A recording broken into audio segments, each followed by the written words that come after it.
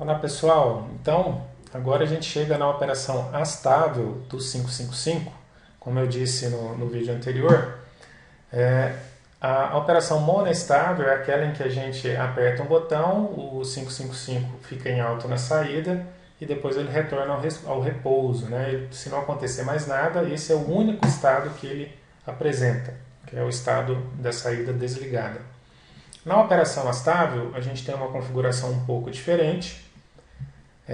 A gente percebe primeiro que a gente não tem um botão de disparo, né? No pino 2 aqui, que tinha aquele push button para fazer o disparo, ele não existe mais.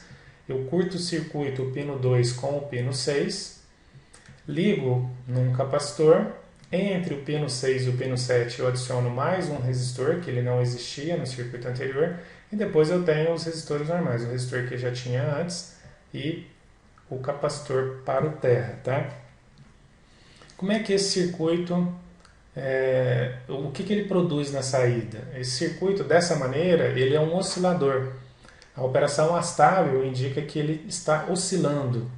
Então tem hora que a saída está baixa, tem hora que a saída está em alto, tem hora que a saída está em baixo, tem hora que a saída está em alto, e isso não precisa de nenhuma fonte externa para que isso aconteça, ele oscila sozinho, tá?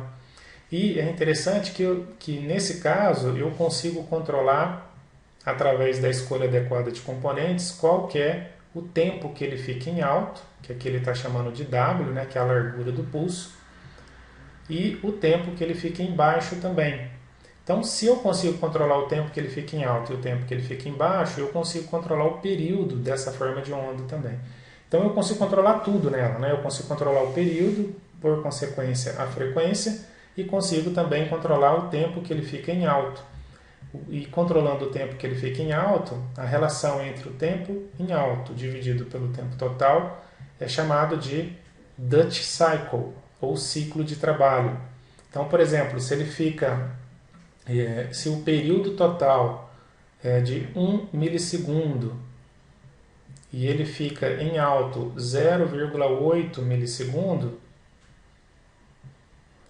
quer dizer que se eu dividir 0,8, que é o tempo em alto, pelo período total, eu tenho 0,8 milissegundos dividido por 1 milissegundo, eu tenho 0,8, que é o Duty Cycle, que diz o seguinte, que durante 80% do período ele está em alto, durante 20% do período ele fica em baixo. É isso que significa o Duty Cycle, né? Saber o Duty Cycle, ou poder controlar o Duty Cycle, me ajuda muito em circuitos de controle de potência, em que eu quero controlar por quanto tempo um determinado componente vai ficar ligado em relação ao que ele vai ficar desligado. Eu posso fazer isso, por exemplo, se eu quiser, eu posso fazer um controle de temperatura assim, né? Se eu aplico uma tensão em cima de uma resistência, quanto mais tempo eu tiver essa tensão em cima dessa resistência, mais ela vai aquecer. Então, se eu tiver uma relação aí de 80% a resistência do tempo, né? A resistência fica ligada e 20% ela fica desligada, em média eu tenho uma potência que ela é em torno de 80%.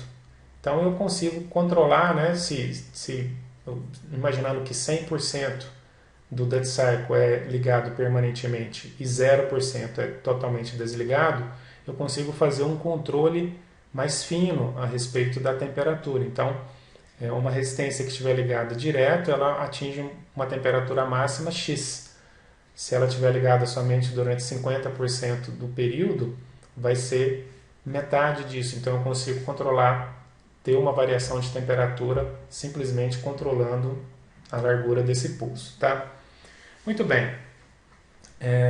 As equações para conseguir calcular qual é o período na saída do meu 555 é muito simples também, tem a ver com a análise, né, da carga e descarga do capacitor, da carga e descarga exponencial do capacitor.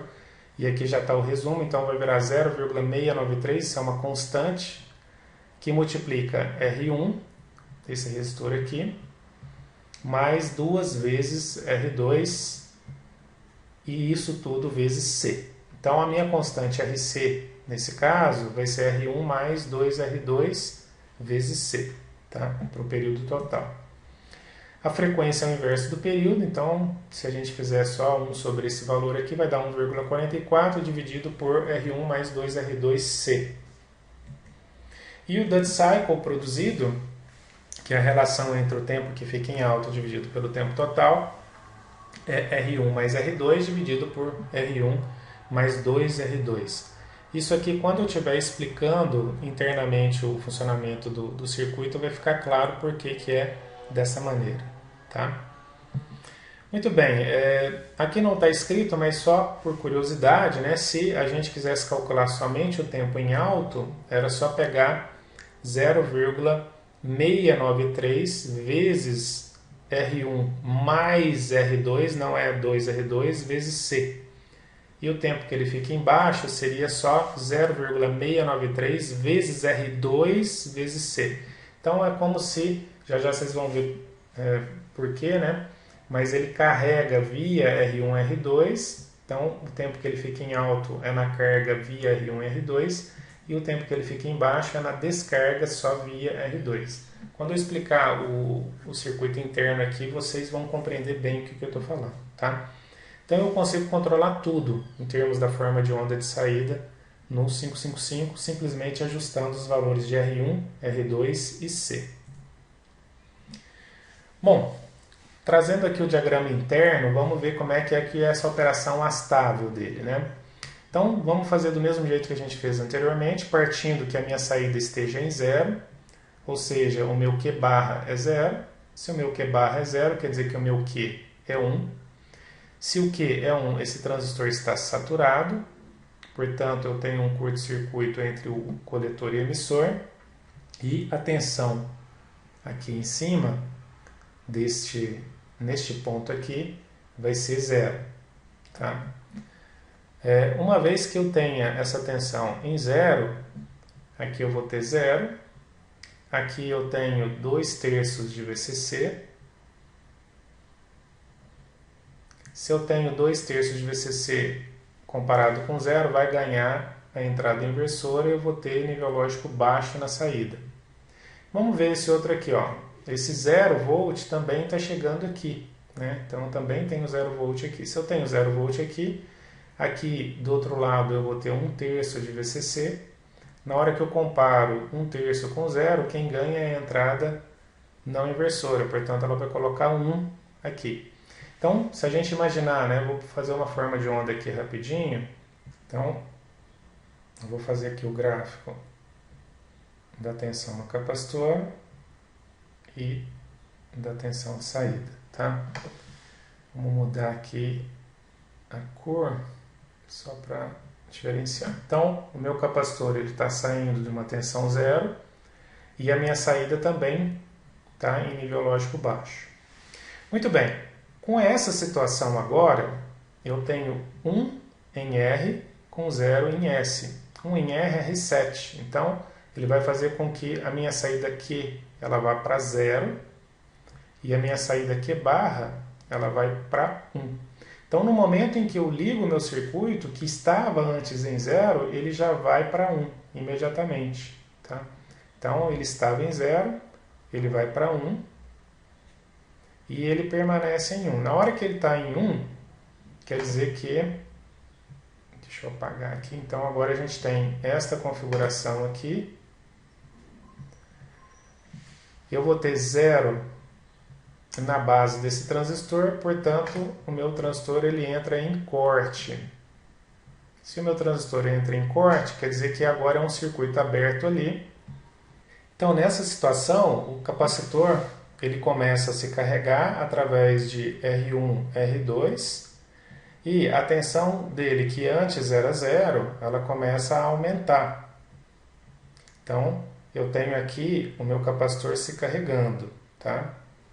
Esse capacitor ele vai se carregando até que a tensão que antes era 0 na outra entrada aqui do meu operacional, ela chegue até um pouco mais que 2/3 de VCC. Então, quando a tensão nesse ponto aqui, o meu capacitor se carrega com uma tensão um pouquinho maior que 2/3 de VCC, o que vai acontecer? A minha saída, que antes era 0, ela vai passar a ser 1, porque 2 terços, um pouquinho a mais que 2 terços de VCC é maior que 2 terços de VCC, portanto, a minha saída vai para nível lógico alto, tá? Só que antes disso, né, eu esqueci de falar, mas ao passar também com um valor um pouquinho maior do que 1 terço de VCC, então no caminho aqui ele vai passar também pelo ponto de 1 terço de VCC. Então quando ele passar primeiro por 1 terço de VCC, eu esqueci de falar isso, né? Então quando for um pouquinho maior do que 1 terço de VCC, esse 1, aqui ó, eu tinha a situação anterior, eu tinha 0,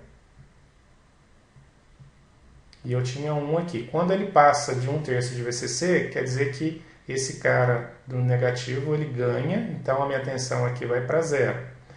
Aí eu tenho 0 e 0, ele mantém o estado de saída, né? Continua carregando o capacitor, então aqui ele passou por 1 terço, agora ele vai para chegar em 2 terços de VCC. Quando ele chega em 2 terços de VCC, um pouquinho mais, agora quem ganha é a entrada não inversora, e esse 0 de cima, ele vai virar 1. Na hora que esse carinha vira 1, eu tenho 1 no set e 0 no reset. Ele vai fazer com que a minha saída ela entre em set. O meu Q vai ser 1. Se o meu Q agora é 1, o meu Q barra é 0. Portanto, o que a gente já vê? Quando aqui é 2 terços de VCC, esse ponto do meu capacitor aqui é 2 terços de VCC, tá? Então, em 2 terços de VCC, a minha saída ela vai para 0. Então, ela ficou em alto durante esse tempo todo. A hora que chegou em 2 terços de VCC, a minha saída foi para 0. Além disso, com a minha saída principal em 1, porque o Q barra que é a saída do CI, né? Mas a saída do flip-flop principal aqui é 1. Esse meu transistor ele vai saturar. Se ele vai saturar, quer dizer que ele vai conectar o coletor com o emissor. E aí o que eu tinha? Eu tinha um capacitor que estava carregado agora. Ele estava carregado com 2 terços de VCC. A tensão em cima dele é 2 terços de VCC. Eu tenho uma tensão de 2 terços de VCC e eu tenho um potencial agora que aqui é 0, né? 0 volt, porque tá ligado, o coletor está ligado com o emissor. Então o que vai acontecer? Esse capacitor ele vai começar a fazer um caminho de descarga, né? Ele tinha se carregado via R1, R2 e agora ele vai se descarregar via R2 para o terra. Por que ele não passa por R1? Olha, porque o R2 já está ligado no terra via o meu transistor. Então, eu tenho um caminho, eu tenho um curto-circuito aqui. Eu não preciso passar por R1. Né? A corrente ela não vai querer atravessar R1 e ir para a fonte de alimentação, sendo que ela quer ir para o terra. Né?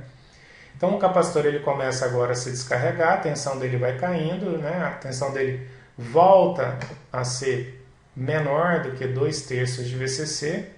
Então, quer dizer que neste ponto aqui eu tenho novamente uma tensão menor do que 2 terços de VCC.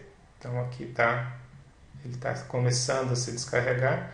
Quando ele começa a se descarregar, esse ponto aqui fica a entrada não inversora fica menor do que a entrada inversora, a minha saída vai para 0, tá? E o que acontece com desse outro lado aqui? Né? Nesse outro lado, eu estou com uma tensão que ela é menor do que 2 terços de VCC, mas ainda assim ela é maior do que 1 terço que está do outro lado, né? Que seria esse cara aqui.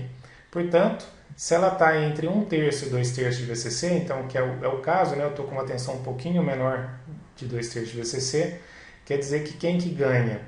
Quem está ganhando continua sendo a entrada de baixo, portanto mantém esse 0.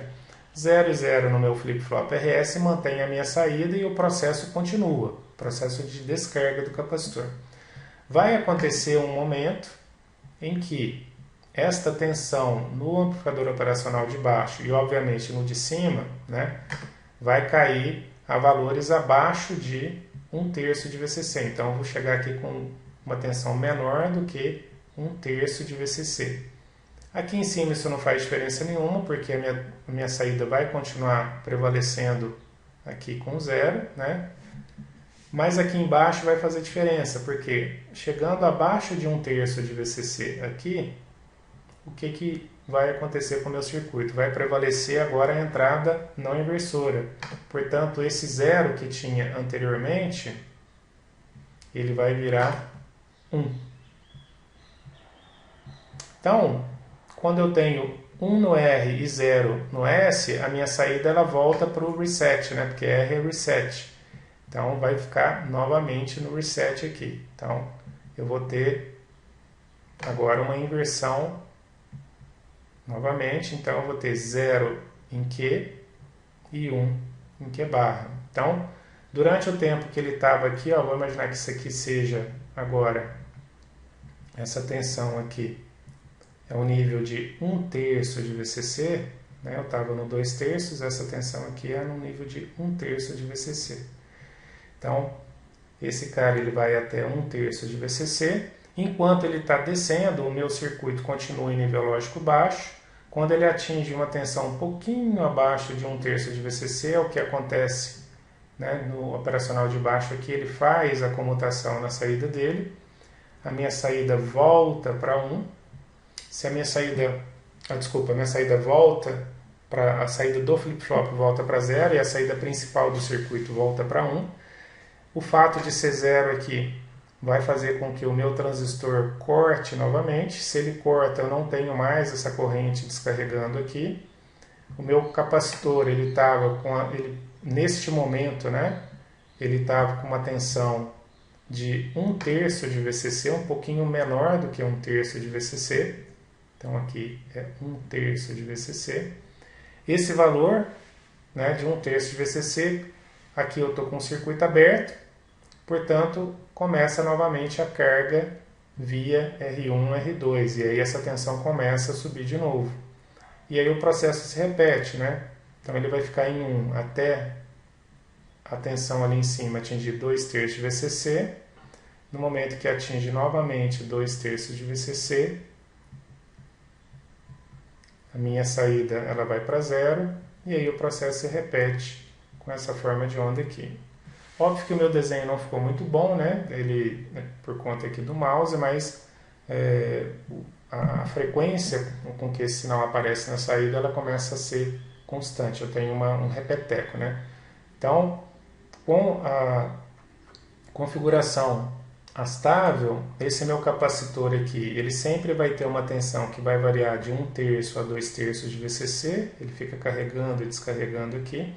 A carga dele é via R1, R2, a descarga é via R2, e aí, com isso, eu produzo na saída uma onda quadrada, em que eu posso controlar os tempos, né? Tempo em alto e tempo em baixo, conforme a carga e descarga do capacitor.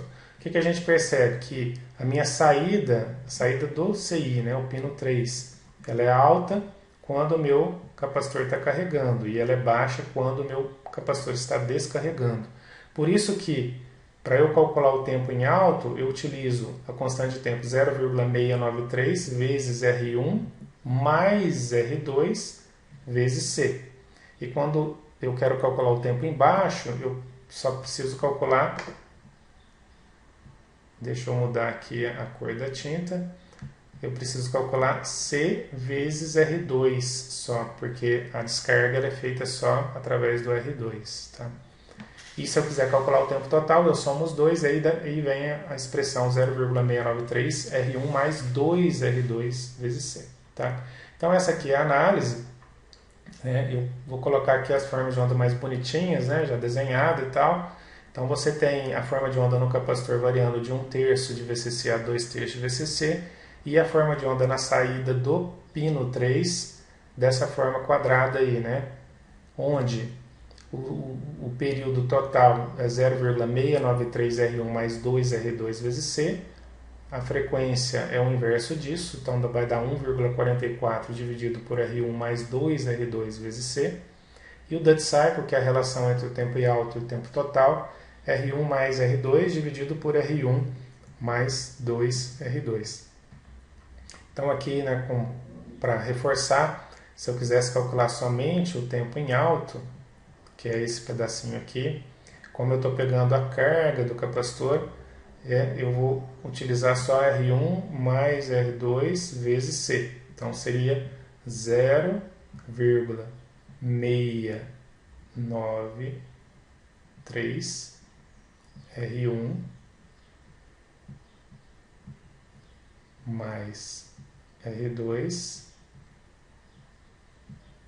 vezes o C. Isso é o tempo em alto. O tempo em baixo é o tempo de descarga do meu capacitor e ele descarrega via R2. Né? Então, no caso do tempo de descarga, vai ser 0,693 vezes R2 vezes C. E aí, para eu fazer o tempo total, eu tenho que somar esses dois, e aí é por isso que dá 0,693 R1 mais 2R2 vezes C. Tá?